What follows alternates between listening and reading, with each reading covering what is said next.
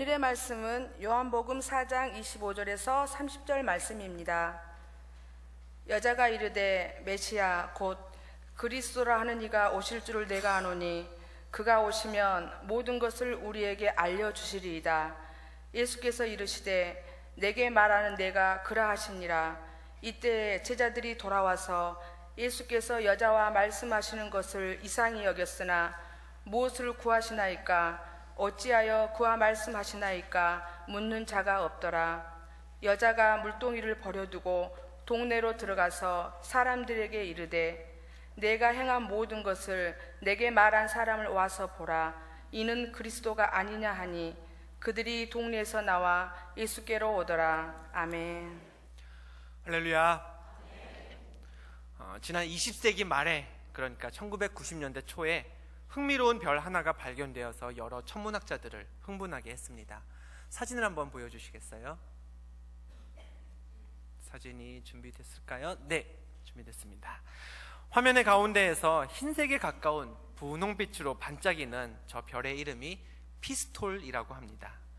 미국 항공우주국, 즉 우리가 나사라고 부르는 그곳에서 허블 망원경을 통해 발견한 이 피스톨 별이 여러 학자들을 흥분시켰던 까닭은요, 이 별의 크기 때문이었습니다. 피스톨 별의 직경은 약 1억 5천만 킬로미터로요, 태양과 지구 사이의 거리와 비슷합니다. 피스톨 별의 한쪽 끝에서 다른 쪽 끝까지 가려면, 즉 태양에서 지구까지의 거리를 이동해야 된다는 이야기가 되죠. 그렇게 큰 크기 덕분에 태양이 1년 동안 방출하는 그 열과 빛 에너지를요, 이 피스톨 별은 단 20초 만에 다 뿜어낼 수 있다고 합니다. 당시 여러 언론들이 이 별에 관한 기사를 내보냈습니다. 특히 미국에서 발견한 별이었기에 미국 언론들이 이 별과 관련된 소식들을 더 열심히 전했습니다. 하지만 미국의 목회자이자 신학자인 존 파이퍼라는 목사님은 당시에 떠들썩하게 이 별을 다루었던 그 언론 기사들을 보면서 그의 책에 이런 글을 썼습니다. 읽어드리겠습니다. 나는 별에 대한 기사를 보면서 그 중에 하나님에 대한 언급이 전혀 없는 것을 보고 실망했다. 사람들은 마치 눈을 뜨고도 눈이 먼 것 같았다. 많은 사람들이 허블 망원경으로 피스톨 별을 보게 되었지만 그 별을 만드신 하나님의 능력과 영광은 여전히 보지 못하고 있다. 다음 주일부터요, 5월 첫 주 주일부터 주일 저녁 이 시간에도 어린이들을 위한 교회학교가 시작됩니다. 우리 교회는 각 교육부서마다 멋진 이름들이 있죠. PG 순수세대 유아부, HG 아동부, RG 중고등부, MG 청년부, 그렇게 이름들이 다 있습니다. 새로운 예배, 새로운 부서를 시작하면서 생각해 봤습니다. 기존의 부서들과도 잘 어울리면서 저녁 교회학교만의 독특함을 담아낼 이름 뭐가 있을까? 고민 끝에 스타 제너레이션, 별빛 세대라 정하고요, 줄여서 SG라고 부르기로 했습니다. 저녁에 이곳 비전센터에 모여서 예배드릴 어린이들의 이름이 별빛 세대 SG가 된 이유는 세 가지입니다. 첫째, 깜깜한 저녁에 별빛 아래에서 예배를 드리는 어린이들이 대한민국에 얼마나 있을까? 많은 교회들이 어른들의 저녁 예배도 점차 줄여가고 생략하는 분위기입니다. 그런 도중에 아마 저녁에 어린이들의 예배를 새로 만드는 교회는요, 우리 교회밖에 없지 않을까 하는 생각이 들었습니다. 그런 생각에 예배드리기 위해 저녁에도 모이는 우리 어린이들의 특징을 밤에만 빛나는 별빛에 한번 담아보았습니다. 그래서 별빛이라는 이름을 주었습니다.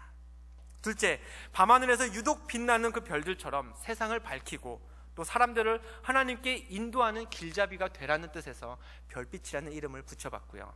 마지막 셋째, 넓은 우주에서 빛나는 그 별들을 보면 그 큰 우주를 창조하시고 한치 오차도 없이 많은 별들을 운행하시는 하나님의 위대함을 우리가 깨닫게 되는 것처럼, 또 깨달아야 하는 것처럼 우리 어린이들이 자라며 지혜로워지는 그 모습을 통해서 부모인 우리들이 하나님의 위대함을 깨닫기를 바라는 마음으로 이름을 지어보았습니다.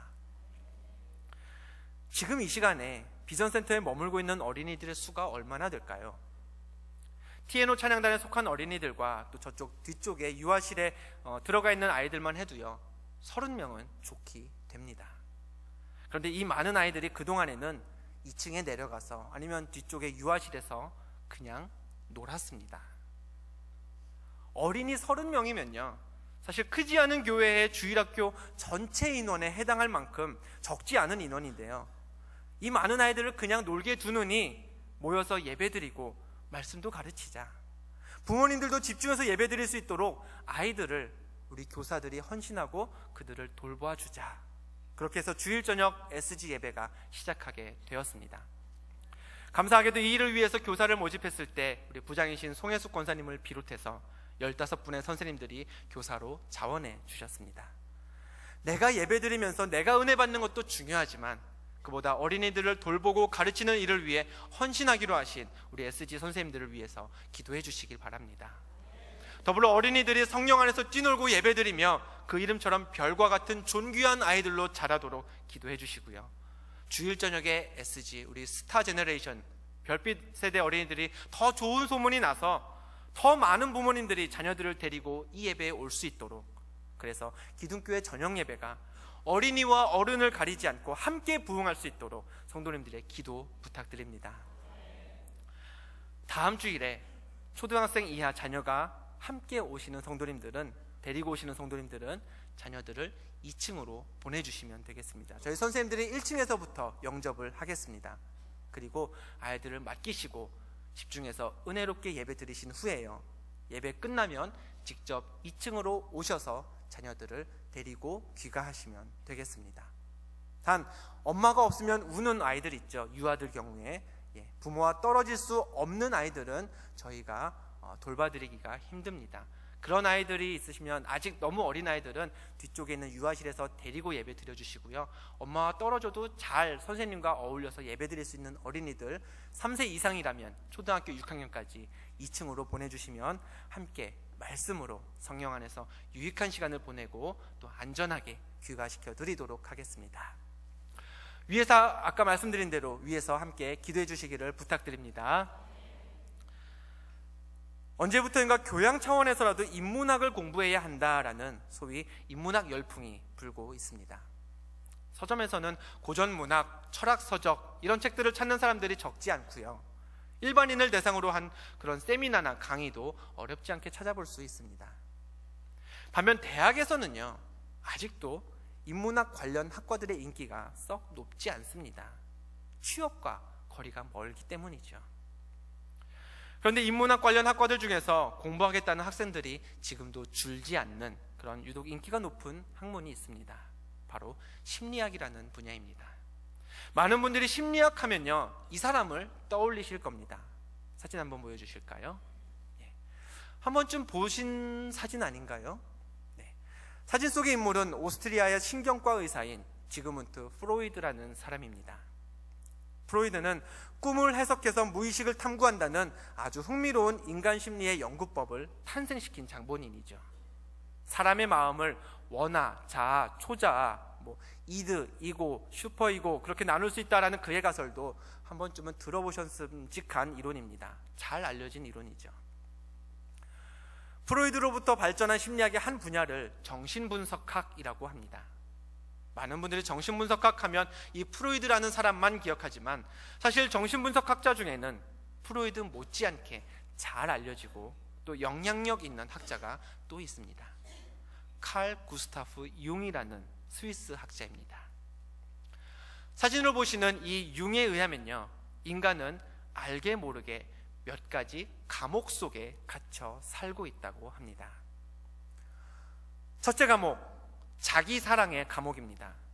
남들은 다 나를 위한 도구고 온 우주의 중심에 내가 있다라고 생각하는 그런 자기 중심적인 사고를 가진 사람이죠. 두 번째 감옥은 근심의 감옥입니다. 사람이 살면서 마주치는 문제들 중에는요, 적극적으로 나서서 해결해야 되는 문제도 있지만 시간이 해결해주는 문제도 있습니다. 근심에 갇힌 사람은, 근심의 감옥에 갇힌 사람은 시간이 지나면 자연스럽게 해결될 그런 문제들까지도요, 붙잡고 낑낑대고 씨름하면서 영적으로 또 육적으로 스스로를 고갈시키는 사람입니다. 세 번째는 과거의 감옥입니다. 사람이라면 지난 일에 대한 후회는 누구에게나 있기 마련이죠. 그런데 그 실수와 잘못을 발판 삼아서 더 나은 미래를 만들지 못하고 과거의 잘못에 매여서 그거에서 벗어나지 못하는 사람이 바로 과거의 감옥에 갇힌 사람이다 할 수 있습니다. 이상 살펴본 세 가지의 감옥은요, 솔직히 건강하게 교회에서 신앙생활 하다 보면 나도 모르게 벗어날 수 있는 부분들이 있습니다. 내 이웃을 내 자신과 같이 사랑하라 그 말씀대로 살다 보면 자기 자신만을 아는 자기 사랑의 감옥쯤은요, 아무것도 아니죠. 우리를 괴롭게 하는 문제들을 놓고 하나님께 기도하다 보면 근심의 감옥에서도 어느새 우리는 벗어날 수 있습니다. 십자가에서 흘리신 예수님의 보혈이 주홍 같은 우리의 과거의 모든 죄를 용서해 주신다라는 말씀만 믿을 수 있다면 과거의 감옥도요, 사실 우리에게 큰 문제가 되지는 않습니다. 그런데 예수 믿고 구원받은 우리들도 자주 또 쉽게 빠져드는 또 하나의 감옥이 있습니다. 칼 융이 언급한 네 번째 감옥, 바로 선망의 감옥입니다. 다른 사람은 좋은 곳에서 좋은 대우 받으면서 일하는데 내 일터는 하찮아 보입니다. 남들은 다 괜찮은 집안 사정에 오순도순 잘 사는데 우리 가정은 아무런 자랑거리가 없는 것처럼 느껴집니다. 남의 것만 좋게 보면서 늘 부러움만 안고 사는 것, 그것도 결국 감옥에 갇혀 사는 삶인 것이죠. 이렇게 여러 가지 인생의 감옥들을 쭉 설명하면서 융이라는 학자가 말했습니다. 개인의 행복은 감옥으로부터 나와 얼마나 자유로운 삶을 사느냐에 달려있다. 더불어 융은요, 심리적으로 문제가 있는 사람이 문제를 해결받고자 상담사를 찾아오는 그 상담이라는, 심리 상담이라는 과정을 이렇게 정의했습니다. 상담이란 전문 상담자가 상담을 받으러 온 내담자가 어떤 감옥에 갇혀 있는지를 빨리 파악해서 그 감옥으로부터 탈출하도록 도와주는 행위다. 오늘 우리가 읽은 성경 말씀에는요, 감옥에서 나오기 위해 도움이 필요했던 한 내담자와 그를 도우려고 했던 상담자가 등장합니다. 내담자는 사마리아 지방 수가라는 동네에 살던 한 여인이고요, 상담자는 그 동네를 지나던 예수님이셨습니다.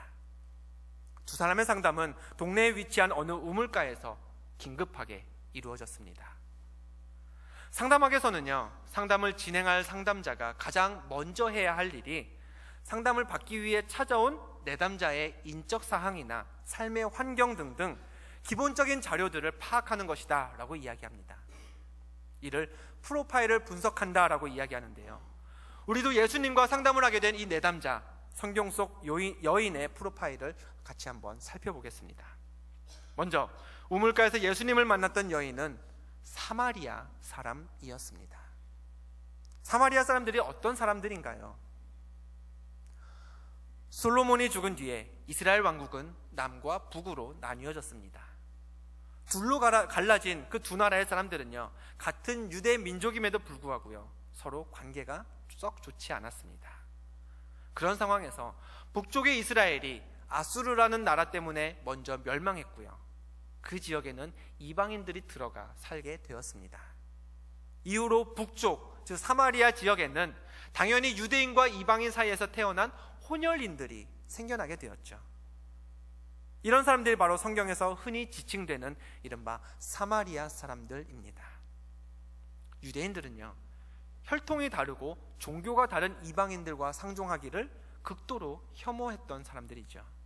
때문에 혈통이 순수하지 못했던 이 사마리아 사람들은 유대인에게는 말도 섞기 싫은 그런 비천한 존재였습니다. 마찬가지죠. 사마리아 사람들이라고 그런 유대인들을 굉장히 좋아했을까요? 유대인을 좋아할 리 없었습니다. 자신들을 차별하고 혐오하는 유대인들에 대해서 사마리아 사람들은 일단 열등감이 있었습니다. 동시에 그런 열등감을 심어준 유대인들을 증오하고 미워했겠죠. 오늘 말씀에 나오는 여인은 전형적인 사마리아 사람이었습니다.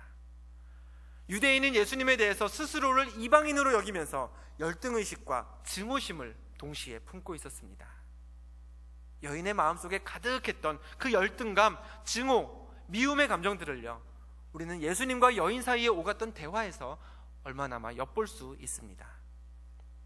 예수님이 물을 좀 달라고 요청했을 때 여인이 이렇게 반응했죠. 당신은 유대인으로서 어찌하여 사마리아 여자인 나에게 물을 달라 하나이까? 정작 유대인인 예수님이 아무렇지도 않게 먼저 대화를 시도하셨는데 열등감 때문에 민족성에 민감해 있던 이 여인이 먼저 시비를 걸었습니다. 성경에는 굉장히 겸손하게 묘사가 되어 있지만 아마 현장에서 여인의 이 말을 들었다면 이런 말투였겠죠. 대같이 잘난 유대인이 왜 나 같은 사람에게 물을 달라고 하십니까? 잘나신 분이 직접 떠다가 드시지. 자존감이 굉장히 낮았던 이 여인은 우리가 앞서 살펴보았던 감옥 중 하나인 선망의 감옥에 갇혀서 피해의식을 안고 사는 사람이었습니다. 그렇지만 이 여인에게도 자기 나름대로 인생의 행복을 추구하는 방법이 있었습니다. 그것은 이성, 즉 남자와의 사랑이었죠. 요한복음 4장 18절을 보면 예수님께서는 여인의 현실을 가감없이 적나라하게 드러내셨습니다. 너에게 남편 5이 있었고 지금 있는 자도 내 남편이 아니니. 여인은요, 전 남편과 사별했을 수도 있습니다. 어쩌면 남자들이 이 여인을 배신하고 다른 여자에게 갔을 수도 있고요, 반대로 이 여인이 남자들을 버렸는지도 모릅니다. 어쨌든 예수님을 만나고 있는 이 여인은 결혼을 5번이나 했었고 현재는 또 다른 남자와 결혼하지 않은 채 동거 중에 있었습니다. 사람은요, 어느 한 분야에서 자기 만족을 찾지 못하면 다른 분야에서라도 대리 만족을 구하게 됩니다. 실생활에서 친구 관계가 만족스럽지 못한 사람이 인터넷 카페나 온라인 동호회에서 열심히 활동하는 경우, 학업이나 직장 생활에서 여러 번 낙오한 후에 컴퓨터 게임이나 개인적인 취미 활동에 과도할 정도로 몰입하고 집착하게 되는 경우가 그런 경우죠. 말씀 속 사마리아 여인의 경우가 이와 같았습니다. 아마 이 여인은 자기의 낮은 자존감을 남자들에게서 받는 사랑으로 대신 충족시켰던 것 같습니다. 계속해서 누군가로부터 사랑을 받지 않으면 내가 누구고 또 내 가치가 무엇인지에 대해서 정답을 찾을 수 없어서 끊임없이 누군가를, 남자를 만나야 했던 사람, 내가 사랑받고 있다는 느낌을 받아야 숨통이 트이는 그런 사람이 오늘 말씀에 등장하는 이 사마리아 여인이었던 것이죠. 현실이 이렇다 보니 동네에서 여인에 대한 평가가 좋았을 리 없습니다. 요한복음 4장 6절과 7절 말씀에는 이렇게 기록되어 있습니다. 예수께서 우물 곁에 그대로 앉으시니 때가 6시쯤 되었더라. 사마리아 여자 한 사람이 물을 기르러 왔음에. 예수님과 물 길러 온 여인이 그 만났던 때가 6시였다고 기록되어 있죠. 성경에서 말하는 6시는요, 요즘 우리가 사용하는 시간으로 치면 낮 12시, 정오입니다. 우리나라에서도 날씨가 조금만 더 더워져서 한 6월쯤 되면요, 낮 12시에는 밖에 나가기가 싫어집니다. 그런데 이스라엘은 우리나라보다 더 더운 지방입니다. 건조하고요. 전통적으로 이스라엘 사람들은 뜨거운 햇빛을 피해서 물을 기르러 가야 한다면 아침과 저녁에 물을 구하러 다녔습니다. 그런 생활 관습에도 불구하고 뜨거운 한낮에 행인도 없을 그 시간에 남자도 아닌 여자가, 그것도 빈손으로 가볍게 다니는 것도 아니고 적어도 하루치 물을 기러 가려고 나왔다면 물을 가득 채운 그 물통이 적어도 5kg에서 10kg은 될 텐데, 물을 가득 채웠을 때 그 정도는 될 텐데 그 무거운 통을 들고 대낮에 고생을 하면서 이 시간에 나온 이유가 무엇일까요? 여자는 다른 사람들과 마주치기 싫었던 것입니다. 사람들 속에 들어가면 여인은 이런 얘기를 들었을 게 뻔합니다. 저 여자는 결혼을 5번이나 했대. 지금은 또 아무 개랑 산다며. 오늘 말씀에 나오는 여인은 사람들의 손가락질을 피해 살아야만 했던 그런 외로운 사람이었습니다. 이처럼 자신의 힘으로 해결할 수 없는 심각한 열등감이 있고 그것 때문에 다른 사람에게 마음이 닫혀있는 사람들은요, 보통 거칠고 공격적인 성향을 가진 경우가 많습니다. 사마리아 여인의 경우도 그랬습니다. 예수님이 물 좀 달라고 부탁하자 여인은 달라는 물은 안 주고 유대인이 왜 나 같은 사람에게 말을 거냐며 시비를 걸었습니다. 그런데 그것은 시작에 불과했죠. 물 달라는 얘기가 어려운 부탁도 아니고요, 기분 나쁜 얘기는 더더욱 아닙니다. 여인은 그런데도 예수님을 향해서 계속 톡톡 쏘는 말만 이어갔습니다. 요한복음 4장 10절에서 예수님이 여인에게 점잖게 말씀하셨습니다. 내가 누구인지 알았더라면 네가 나한테 물을 달라고 했을 것이다. 그러자 여인이 이렇게 대답했죠. 물 기를 그릇도 없고 이 우물은 깊은데 어디서 당신이 그 생수를 얻겠사옵나이까. 길을 지나가던 나그네 예수님한테는요, 물론 물 기를 그릇이 없었겠죠. 없었을 겁니다. 그러나 그릇은 여인이 빌려줘도 되는 것이죠. 여인은 물을 길러 나온 사람이었으니 컵이든 바가지든 두레박이든 무엇인가는 물을 얻을 도구가 손에 있었을 겁니다. 아니면 거기 우물가에 어디 숨겨놓은 거라도 알고 있었겠죠. 또 여인이 말한 대로 정말 우물이 물을 퍼갈 수 없을 만큼 깊었다면 그럼 자기는 왜 그 시간에 거기 나왔습니까? 여인에게는요, 방법이 있었습니다. 늘 물을 길던 우물이었으니 우물이 아무리 깊었어도 물을 퍼낼 방법을 여인은 알고 있었습니다. 당연히 예수님한테 물을 퍼줄 수도 있었을 테고요. 따라서 그릇도 없이 깊은 우물에서 무슨 물을 퍼준다는 겁니까? 라고 반문하는 여인의 말 속에는요, 내가 마실 물은 내가 퍼가겠지만 예수님이 물을 얻도록 도와줄 의사는 내 눈꼽만큼도 없소이다 라는 그 의도가 숨어 있는 것입니다. 요한복음 4장 12절에서 여인은 한술 더 뜹니다. 우리 조상 야곱이 이 우물을 우리에게 주셨는데 당신이 야곱보다 더 크니까. 이런 말이죠. 당신이 우리 조상 야곱보다 더 크면 내가 물 주겠습니다. 다시 말하면 당신이 뭐 그리 대단한 사람이라고 내가 물을 줍니까? 난 안 줘요. 이 뜻입니다. 예수님께서 길을 지나다 우연히 만난 이 여인은 그 하는 말만 보아도 보통 성격이 아니었습니다. 성경에는 예수님을 싫어했던 이들이 여럿 등장합니다. 대제사장들, 서기관들, 바리새인들. 그런데 그들은요, 속으로는 예수님을 싫어했을지 몰라도 겉으로는 점잖을 지켰습니다. 마음속은 예수님이 마음에 안 들어서 막 부글부글 끓었을지 몰라도 말은 예의 바르게 했던 사람들이었습니다. 그런데 오늘 본문에 등장하는 여인은 달랐죠. 처음부터 끝까지 하나부터 열까지 예수님에게 까칠했습니다. 속으로만 마음에 안 들어한 게 아니라 예수님한테 대놓고 싫은 마음을 표현했습니다. 우물이 자기 개인 것도 아닌데 그 물 한 그릇 선뜻 내주지 못할 만큼 여인의 마음은 닫혀 있었죠. 아무런 악의도 담겨있지 않은 예수님의 말을 시비 거는 것으로 여길 만큼 여인은 생각도 비뚤어져 있었습니다. 그런데 마음이 닫혀있던 이 여인이, 열등감이 크고 아픔이 많아서 비뚤어진 생각을 할 수밖에 없었던 이 여인이 예수님을 만나고 달라졌습니다. 오늘 우리가 읽은 본문 28절 말씀입니다. 여자가 물동이를 버려두고 동네로 들어가서 사람들에게 이르되. 예수님을 만나고 나서 여인은요, 물동이를 버렸습니다. 그리고 동네로 들어갔습니다. 물동이가 무엇인가요? 여인에게 가장 필요했던 것이었습니다. 사람들의 눈을 피해서 정오의 뜨거운 그 햇빛을 감수하고서라도 우물가에 왔어야 했을 만큼 여인이 살기 위해 무엇보다 필요했던 것이 물이었고요, 그 물을 길어가려면 없어서는 안 되는 게 여인의 물동이였습니다. 그런데 여인은 예수님을 만나서 잠깐 이야기를 나눈 후에 그 물동이를 버렸다라고 본문에 기록되어 있습니다. 그리고 여인은 동네로 들어갔습니다. 동네는요, 여인이 너무너무 싫어서 피해야만 했던 장소였습니다. 혹여나 다른 사람 마주칠까봐 남들 안 다니는 시간에만 다녀야 했던 그런 곳이 바로 이 동네였습니다. 그런데 예수님을 만난 후에 여인이 가장 먼저 향했던 곳이 어디였습니까? 그렇게 피하고 싶던 그곳, 그렇게 싫던 그곳, 그 동네였습니다. 뿐만 아니라 본문 28절에는 여인이 동네로 들어가서는 사람들에게 무슨 말인가를 이르렀다고 기록되어 있습니다.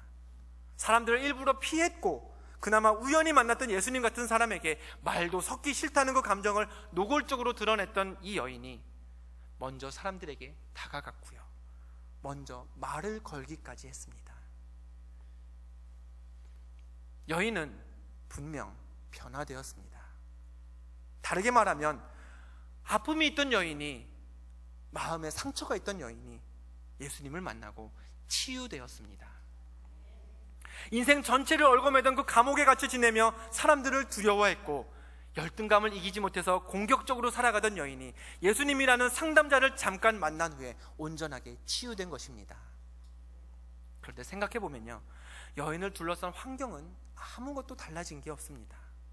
여인의 동네로 들어갔더라도요, 사람들은 여전히 여인을 손가락질했을 테고요, 그녀의 아픈 과거는 여전히 자신의 발목을 잡았을 겁니다.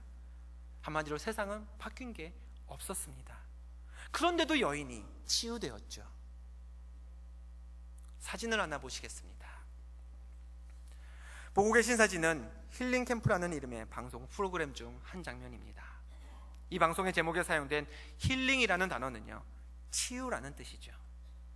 그런데 치유를 표방하는 조금은 거창해 보이는 제목과는 달리 이 프로그램의 컨셉은요, 간단합니다.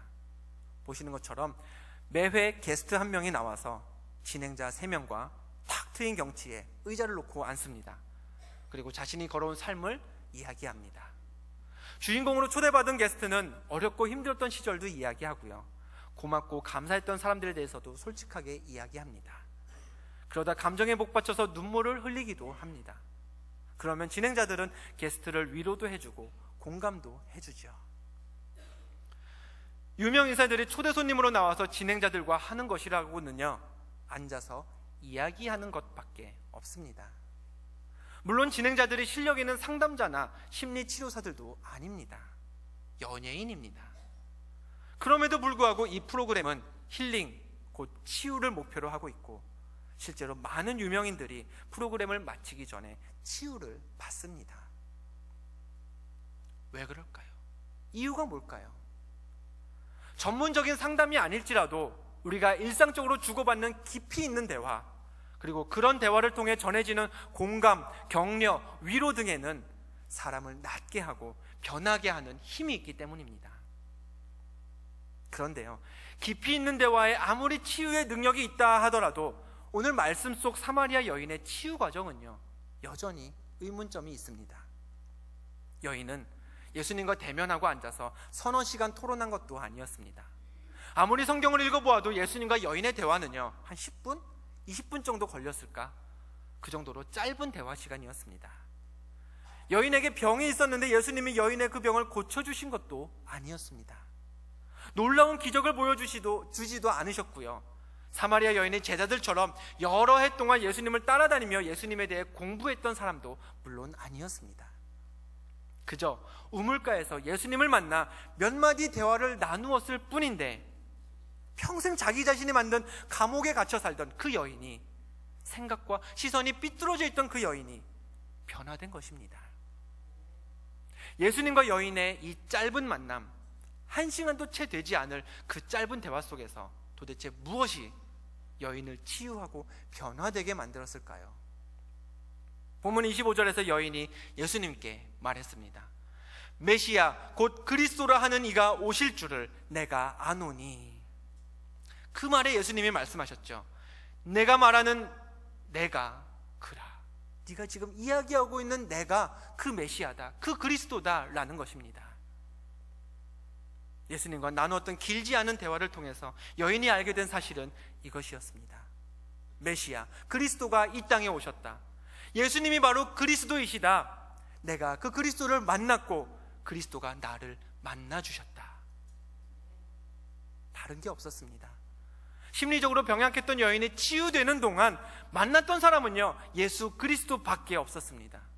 이야기했던 사람은 예수 그리스도밖에 없었습니다. 새롭게 알게 된 사실 또한 예수 그리스도밖에 없었습니다.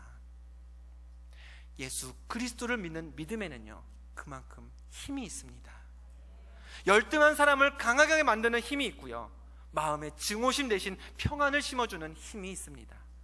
예수를 그리스도라 믿으면 사람들을 두려워하던 이로 하여금 사람들에게 먼저 다가가도록 변화시키는 힘이 있고, 그 믿음에는 그들에게 다가가 먼저 말을 걸 만한 용기를 주는 힘이 바로 예수가 그리스도이심을 믿는 믿음에 있습니다.